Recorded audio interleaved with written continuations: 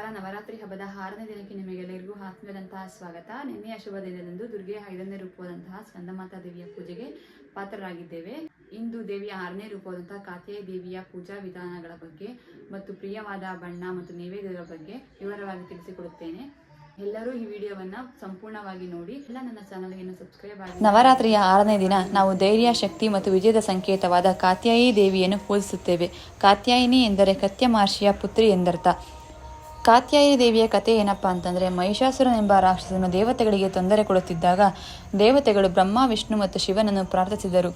ಆಗ ಈ 3 ದೇವರ ಶಕ್ತಿಗಳಿಂದ ದುರ್ಗಾದೇವಿಯು ಪ್ರಕಟವಾದಳು.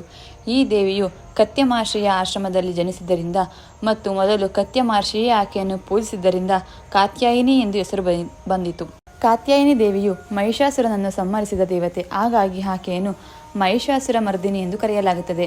ಆಕೆ ಧರ್ಮ ಮತ್ತು ನ್ಯಾಯವನ್ನು ರಕ್ಷಿಸುತ್ತಾಳೆ. ಅವಳನ್ನು ಪೂಜಿಸುವುದರಿಂದ ಎಲ್ಲ ಕಷ್ಟಗಳಿಗೆ ಮುಕ್ತಿ ಸಿಗುತ್ತದೆ ಎಂದು ನಂಬಲಾಗಿದೆ.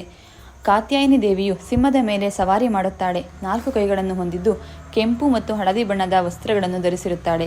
ಆಕೆಯ ಕೈಗಳಲ್ಲಿ ಕಮಲದ ಹೂವು, ಖಡ್ಗ, ಅಭಯ ಮುದ್ರೆ ಮತ್ತು ವರದ ಮುದ್ರೆ ಇರುತ್ತದೆ. ಆಕೆಯ ಈ ರೂಪವು ಉಗ್ರವಾಗಿದ್ದರೂ ಆಕೆಯು ತನ್ನ ಭಕ್ತರಿಗೆ ಶಾಂತಿ ಮತ್ತು ಸಮೃದ್ಧಿಯನ್ನು ಕರುಣಿಸುತ್ತಾಳೆ.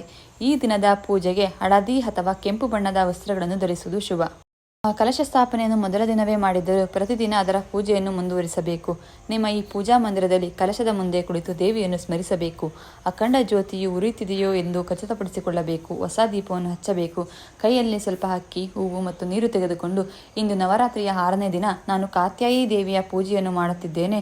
ಈ ಪೂಜೆಯಿಂದ ನನಗೆ ಜೀವನದಲ್ಲಿನ ಎಲ್ಲ ಅಡೆತಡೆಗಳು, ಶತ್ರುಬಾಧೆಗಳು ನಿವಾರಣೆಯಾಗಿ ನನಗೆ ಧೈರ್ಯ ಮತ್ತು ಯಶಸ್ಸು ದೊರೆಯಲಿ ಎಂದು ಸಂಕಲ್ಪ ಮಾಡಿಕೊಂಡು ನಿಮ್ಮ ಹೆಸರು, ಗೋತ್ರ ಮತ್ತು ಸ್ಥಳವನ್ನು ಹೇಳಿಕೊಂಡು ಸಂಕಲ್ಪ ಮಾಡಬೇಕು. ಕಲಶ ಪೂಜೆ. ಕಲಶಕ್ಕೆ ಕುಂಕುಮ ಮತ್ತು ಅರಿಶಿಣ ಹಚ್ಚಿ ಅಕ್ಷತೆ ಹಾಕಿ ಹೂಗಳಿಂದ ಅಲಂಕರಿಸಬೇಕು.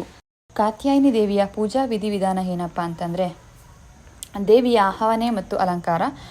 ಕಾತ್ಯಾಯಿನಿ ದೇವಿಯ ವಿಗ್ರಹ ಅಥವಾ ಚಿತ್ರಕ್ಕೆ ಹಳದಿ ಅಥವಾ ಕೆಂಪು ಬಣ್ಣದ ವಸ್ತ್ರ, ಹೂವಿನ ಹಾರ ಹಾಕಿ ಅಲಂಕರಿಸಿ ದೇವಿಗೆ ಪ್ರಿಯವಾದ ಗುಲಾಬಿ ಅಥವಾ ಕೆಂಪು ಹೂಗಳನ್ನು ಅರ್ಪಿಸಿ, ಕುಂಕುಮ, ಅರಿಶಿಣ, ಗಂಧ, ಅಕ್ಷತೆಯನ್ನು ಅರ್ಪಿಸಿ, ಸುಗಂಧಭರಿತ ಅಗರಬತ್ತಿ ಹಚ್ಚಿ ಧೂಪ ತೋರಿಸಿ ಶುದ್ಧವಾದ ತುಪ್ಪದ ದೀಪದಿಂದ ಆರತಿ ಮಾಡಿ ದೇವಿಗೆ ಪ್ರಿಯವಾದ ನೈವೇದ್ಯವನ್ನು ಅರ್ಪಿಸಿ. ಕಾತ್ಯಾಯಿನಿ ದೇವಿಗೆ ಜೇನುತುಪ್ಪ ಬಹಳ ಪ್ರಿಯ.